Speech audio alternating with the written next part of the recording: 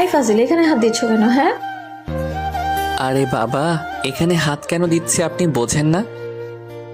তুমি যে একটা ফাজিল লুচো ছেলে, সবসময় উল্টাপাল্টা জায়গায় হাত দেওয়ার ধান্দায় থাকো। আরে বাবা, উল্টাপাল্টা জায়গায় কোথায় হাত দিলাম?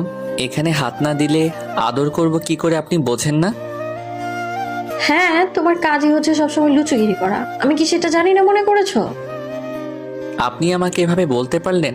আমি কি এতটাই বাজে যে আপনাকে কখনো টাচ করতে পারবো না? নাকি আপনার আমার ভালোবাসাটা চাই না? হ্যাঁ, বলতে পারলাম, কারণ তুমি একটা লুচু।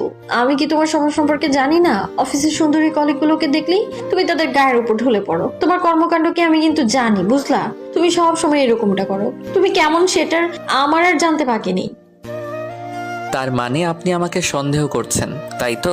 আপনার মনে হচ্ছে আমি আপনাকে ভালোবাসি না, তাই তো?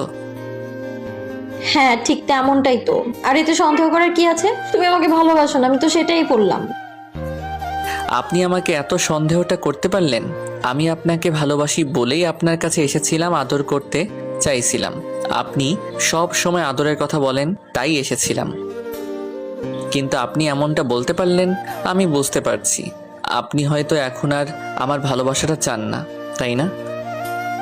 কারণ আমি কিন্তু একবারও সেটা বলিনি। তুমি সব সময় দুষ্টুমি করতে থাকো, আর আজকে অফিসের মধ্যে এরকমটা করছো কেন? তাহলে কি সমস্যা পড়তে হবে না, বলো?